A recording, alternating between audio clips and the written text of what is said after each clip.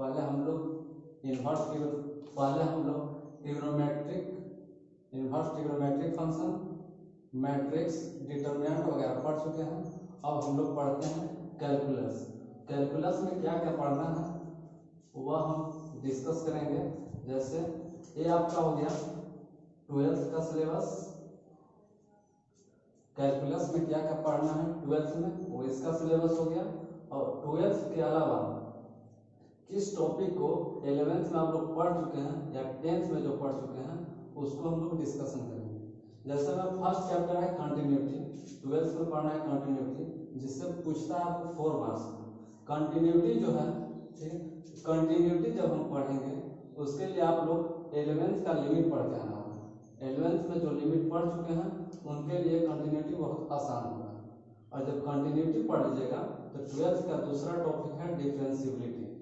Differentiability जो पढ़ेंगे वो आपको कंटिन्यूटी अगर पढ़ लेते हैं, अगर कंटिन्यूटी आपको अच्छी तरह से समझ में आ जाता है तो डिफरेंशिएबिलिटी बहुत ही इजी लगेगा। और तीसरा टॉपिक है डिफरेंशिएशन। ठीक है, तो डिफरेंशिएशन में क्या है कि आप 11th क्लास में सिंपल डिफरेंशिएशन पढ़ चुके हैं। जैसे u प्लस v हो गया, u इंटू v हो गया, या u बाई v हो गया। इसके अलावा डिफरेंशिएशन में आपको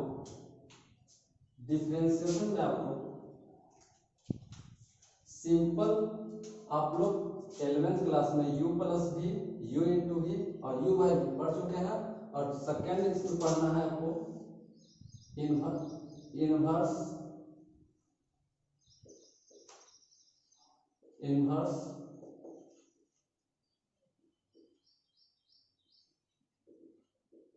ट्रिग्नोमेट्रिक फंक्शन। जो आप डिफरेंशिएशन पढ़िएगा उसमें आपको बहुत सारा टॉपिक पढ़ना है, जिसमें कि फर्स्ट टॉपिक आप लोग 11th में u प्लस v या u इंटू v या u बाई v पढ़ चुके हैं। उसी हिसाब से सेकेंड चैप्टर पढ़ना है इन्वर्स ट्रिग्नोमेट्रिक फंक्शन का डिफरेंशिएशन कैसे किया जाता है। तीसरा टॉपिक आपको पढ़ना है इम्प्लिसाइड फंक्शन। इम्प्लिसाइड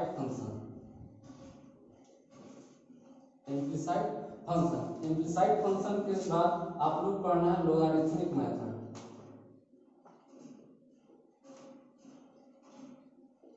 logarithmic function. इसके अलावा बहुत सारा टॉपिक है, जैसे हो गया implicit function, logarithmic function, parametric function और हो गया सेकेंड डेरिवेटिव।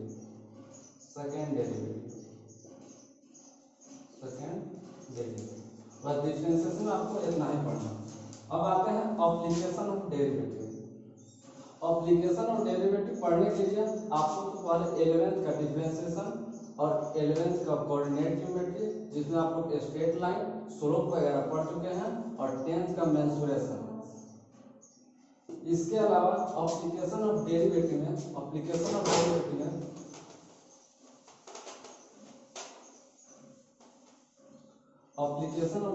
में आपको 7 चैप्टर पढ़ना है, 7 लेसन पढ़ना है, जिसमें कि फर्स्ट आता है एप्लीकेशन ऑफ डेरिवेटिव। आपका फर्स्ट लेसन आता है dy by dx as a rate measurement.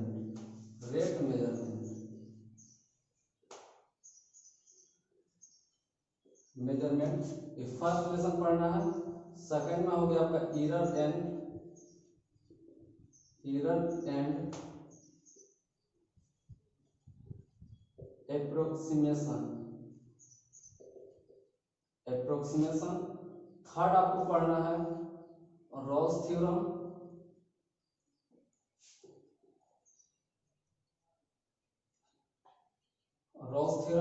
और आगे चैप्टर पढ़ना है fourth lesson long range theorem.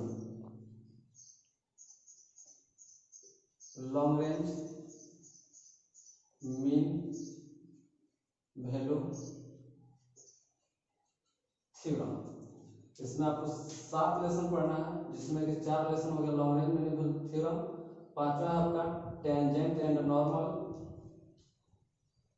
Tangent and normal,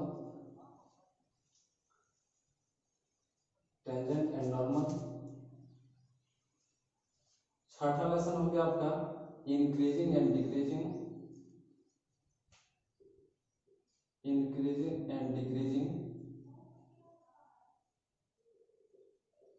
increasing and decreasing. और सातवां लेसन हो गया आपका, लास्ट टॉपिक है maxima and minima,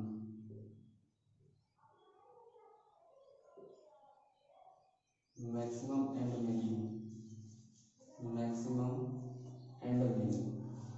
application derivative में यही 7 चैप्टर पढ़ना है। फर्स्ट है आपका dy by dx as a rate measurement, second है एरर्स एंड एप्रोक्सीमेशन मेथड, तीसरा है रॉस थ्योरम, चौथा आपका Lagrange mean value theorem, पांचवा है टेंजेंट एंड नॉर्मल, छठा है इंक्रीजिंग एंड डिक्रीजिंग, सातवां है आपका मैक्सिमम एंड मिनिमम। अब आते हैं डिफरेंस इंटीग्रेशन में। इंटीग्रेशन में क्या पढ़ना है? इंटीग्रेशन में पढ़ने के लिए आपको तो पहले डिफरेंशिएशन पढ़ना होगा, और डिफरेंशिएशन के अलावा बहुत सारा चैप्टर है। डिफरेंशिएशन के अलावा बहुत सारा चैप्टर है, जैसे में इसमें भी पढ़ना है ट्रांसफॉर्मेशन मेथड, जैसे इसमें भी टॉपिक है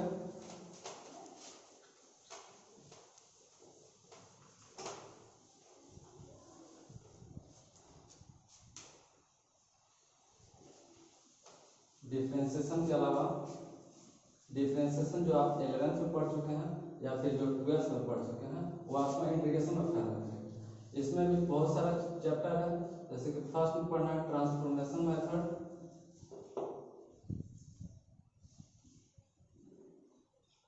ट्रांसफॉर्मेशन मेथड, सेकेंड हो गया आपका substitution method,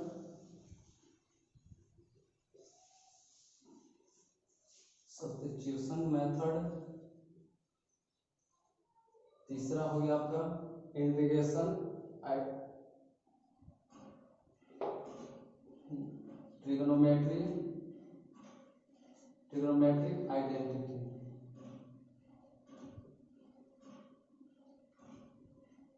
trigonometric identity.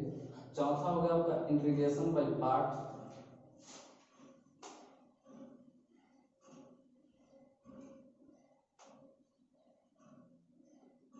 Integration by part.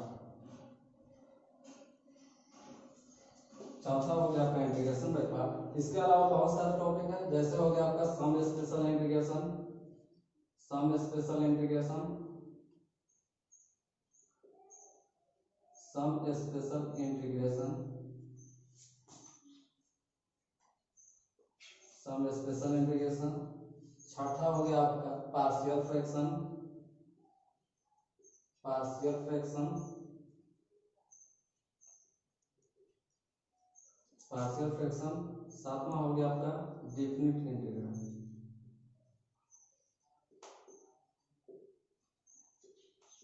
Definite integral. Integration में आपको यही कुछ टॉपिक है जो कि 12th में पढ़ना है, और एडवांस में पढ़ना होगा तो बहुत सारा टॉपिक है।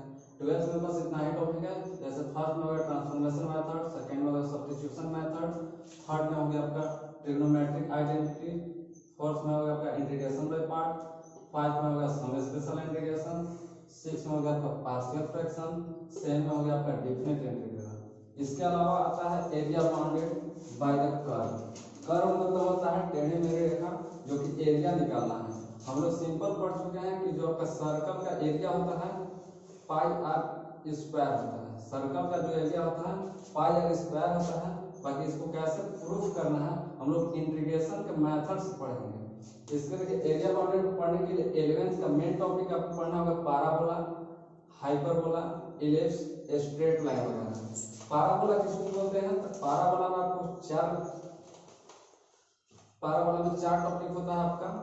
अपवर्ड पाराबोला जो कि ऐसा फिगर होता है, डाउनवर्ड पाराबोला जो ऐसा फिगर होता है, फिर आपका हो गया राइट हैंड पाराबोला और लेफ्ट हैंड पाराबोला। ये सब फिगर आप लोग पढ़ चुके हैं जो कि 11th में पढ़ना था। हाइपरबोला होता है, हाइपरबोला भी आप लोग पढ़ चुके हैं, इलिप्स भी पढ़ चुके हैं, स्ट्रेट लाइन भी पढ़ चुके हैं। स्ट्रेट लाइन में आप लोग बहुत सारा चैप्टर पढ़े होंगे, जैसे cut off the y axis, cut off the x axis वगैरह वगैरह बहुत सारा टॉपिक पढ़ चुके हैं। उसी प्रकार से अब आते हैं हम लोग डिफरेंशियल इक्वेशन। डिफरेंशियल इक्वेशन में पढ़ने के लिए इसमें आपको 6 नंबर का आता है। डिफरेंशियल इक्वेशन में जो भी आप टॉपिक पढ़िएगा ये आपका 6 मार्क्स का आता है।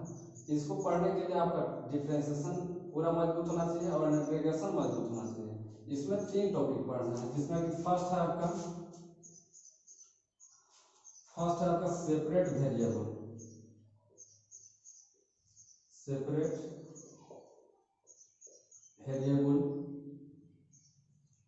सेकेंड है आपका होमोजेनियस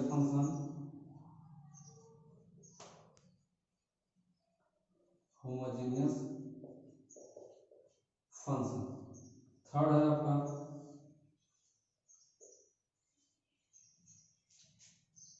लीनियर डिफरेंशियल इक्वेशन। बस डिफरेंशियल इक्वेशन में इतना ही पढ़ना है। फर्स्ट है आपका सेपरेट वेरिएबल, सेकंड में आपका है होमोजेनियस फंक्शन और थर्ड में आपका है लीनियर डिफरेंशियल इक्वेशन। कैलकुलस में बस इतना ही मात्र चैप्टर है जो कि हमको पढ़ना है, और जो भी टाइम लगता है कैलकुलस को पढ़ने में नहीं लगता है। कैलकुलस से आपका 44 मार्क्स का पूछता है, यानी कि 44 मार्क्स का पूछता है टोटल। अगर 10 नंबर ऐड किया जाए, 10 नंबर किसका, इनवर्स ट्रिग्नोमेट्रिक और प्लस मैट्रिक्स का, तो आपका टोटल मार्क्स होता है 54 मार्क्स, जो कि केवल कैलकुलस और इनवर्स ट्रिग्नोमेट्रिक और मैट्रिक्स को लेकर के टोटल मार्क्स हो गया आपका 54 मार्क्स। यानी कि कैलकुलस अगर अच्छी तरह से पढ़ जाते हैं तो आपका 50% सिलेबस कंप्लीट हो जाता है।